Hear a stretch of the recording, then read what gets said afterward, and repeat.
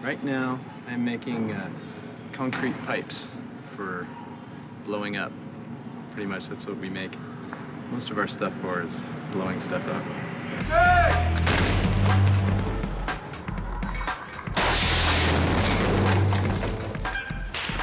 Every time you see a spaceship crash into the ground, be it in, Planet of the Apes or Independence Day, it's a miniature.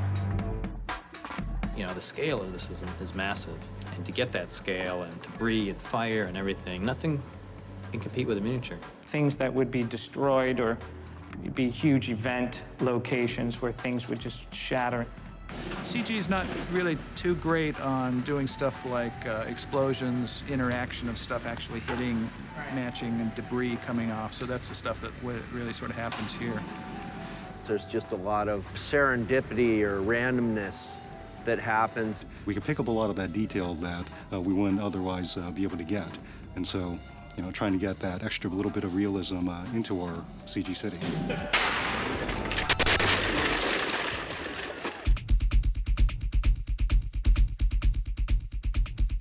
Same size person's probably just about this tall.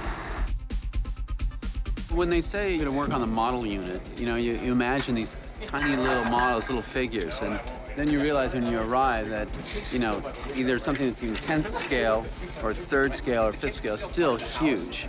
Technically, it is a miniature, even though that ship is close to a ton. They're the biggest miniatures you've ever seen. They don't look like miniatures at all. They look like live-action sets. The studio started calling them bigatures because, like the dock doors, even though it's 10th scale, is really 30 feet high and 40 feet wide. Why aren't we building this even, half this scale? It's because we have explosions and fire, and you can't change the size of fire. Ready and action!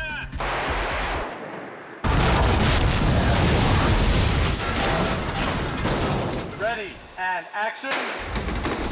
On this film, we pretty much started out with the digger, which is our key actors, our players in this. We built part of a 5th scale digger and a 10th scale digger. They built a shape of the finished digger, essentially, but with absolutely no features on it whatsoever, but very heavy. It weighed a couple of 100 pounds, I think, and so they could drop it in a controlled manner into the specially constructed 1 to 10 scale pipes. This is going to be where the digger plunges into the lower dock set. These pipes are pyrosil and aluminum, and they're going to crush down to simulate real pipe. Should be good.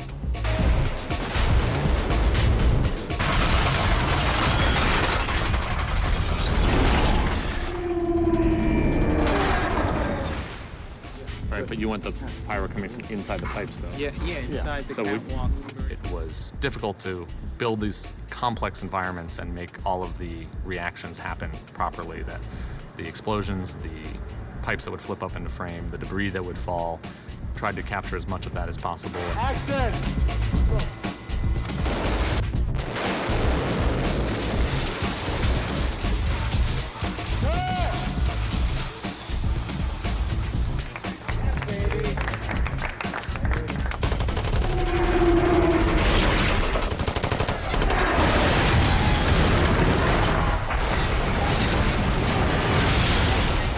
This project I have right now, we're taking miniature sentinels, I call them baby sentinels, and we're destroying them. They're the dead sentinels that'll be placed on one of the crash sets. And those sentinels have been used for a dropping sequence. It looks like a great big pile of seaweed. It's a fantastic effect. They are evil little creatures, but the bad guys are always so much neater, so I like working with the bad guys.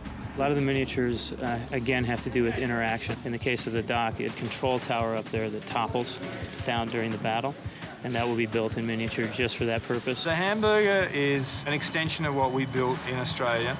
They built like the top 20 feet of this in live action, and we've built everything above that. And this tower will be in a giant room that'll be generated in computer graphics. Primarily, it's for where they need to go really close so that you don't have to go and render the whole thing out for that. There's a lot of fine detail surface area on this one. They'll build all the core structures out of wood and steel. It's got to be steel because they're going to be crashing this crane over the side of this tower. This is the crane. This goes up on top, and this thing could spin all the way around. Even at 10th scale, it's an extremely large model. To do the motion control photography on it, we had to build a motion control crane. That's one of the largest motion control cranes in the world. We finished weighing, and it weighs 5,100 pounds, the whole model. And the crane top that's going to fall is 800 pounds, which is scary and exciting all at the same time. That tower has been absolutely beautifully designed, and now we're going to see it destroyed.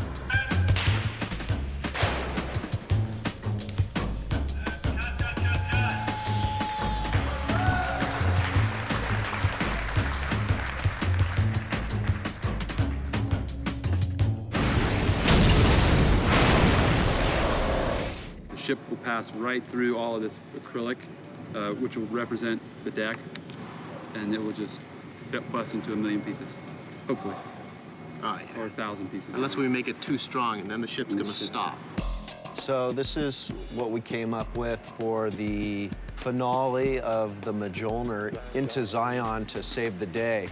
The Mjolnir, I put these scales on it, or these big metal plates. That gives extra detail because they're these plates that you can like break chunks off, like it broke, skid it against something.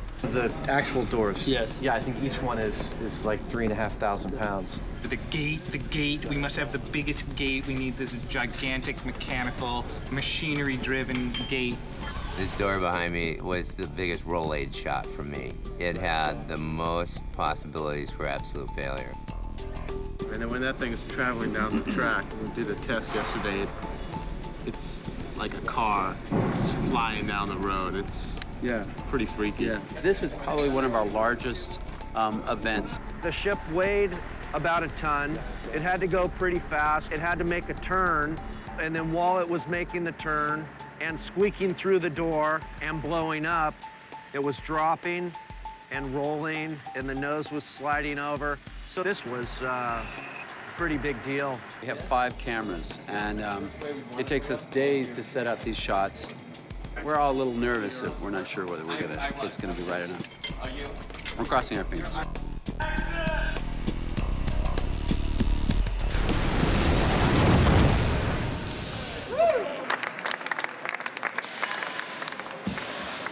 Ship is safe, ship is safe. Call that a direct hit. Jesus Christ. Looks like the Hurricane Madonna came through here.